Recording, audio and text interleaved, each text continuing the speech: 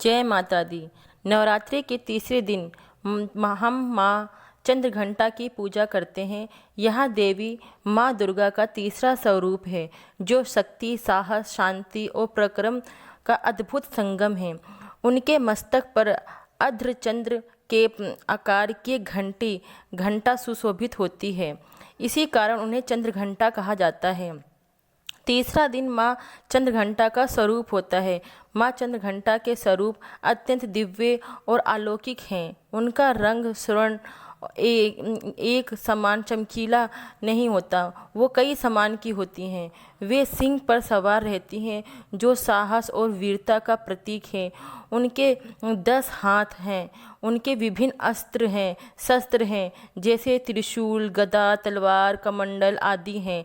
एक हाथ में वे कमल का फूल धारण करती हैं और एक हाथ में अभय मुद्रा में होती हैं, जिनसे वे अपने भक्तों को निर्भर होने का आशीर्वाद देती हैं। उनके मस्तक पर जो अर्धचंद्र है वह घंटा के आकार का दिखता है और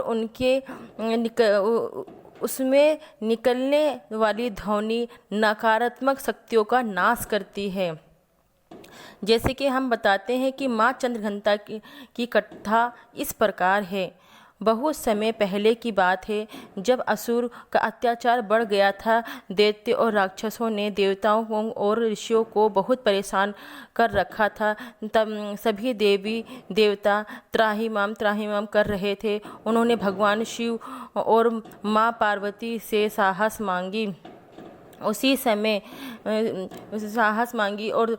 मांगा और सहायता भी मांगी। और उसी समय माँ पार्वती ने भगवान शिव से विवाह करने का निश्चय किया। जब विवाह का दिन आया तो भगवान शिव अपनी बारात के साथ कैलाश पर्वत पर पहुँचे और जब बारात निकली तो उनकी बारात बहुत विचित्र थी।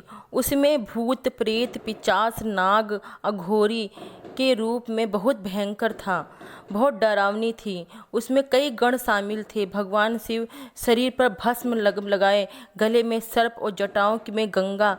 माँ पार्वती के परिवार वाले थे, वह यह रूप देख के वो तो भयभीत हो गए। खासकर माता मैना, पार्वती की माता, यह देखकर बहुत घबरा गई। उन्होंने सोचा कि उनकी सुंदर पुत्री का विवाह ऐसे भयंकर स्वरूप वाले शिव से हो रहा है, ये कैसे हो सकता है। तब माँ पार्वती ने स्थिति को संभालने का निश्चय किया। उन्होंने अपने दिव्य स्वरूप को प्रकट किया और एक तेजस्वी, शांत और सौम्य रूप धारण किया, जिसे हम माँ चंद्रघंटा के नाम से जानते हैं। माँ ने भगवान शिव से प्रार्थना की कि आप अपने भयंकर रूप को त्याग कर सुंदर शोभ्य रूप में धारण कर लीजिए, ताकि विवाह बिना किसी भय और बिना किसी कष्ट के संपन्न हो जाए। भगवान शिव ने उनकी यह बात मानी, एक सुंदर, शांत और स्वरूप में प्रकट हुए।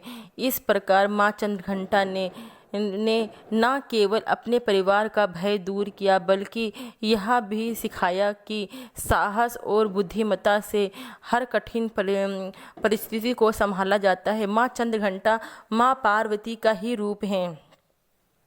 राक्षसों का संहार।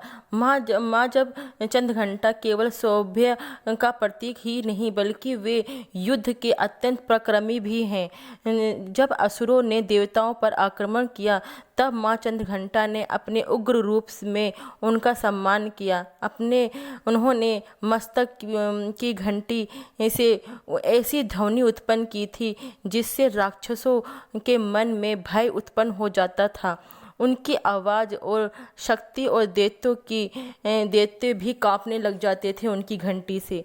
माँ ने अपने शस्त्र और अस्त्र से सभी असुरों का संहार कर दिया। देवताओं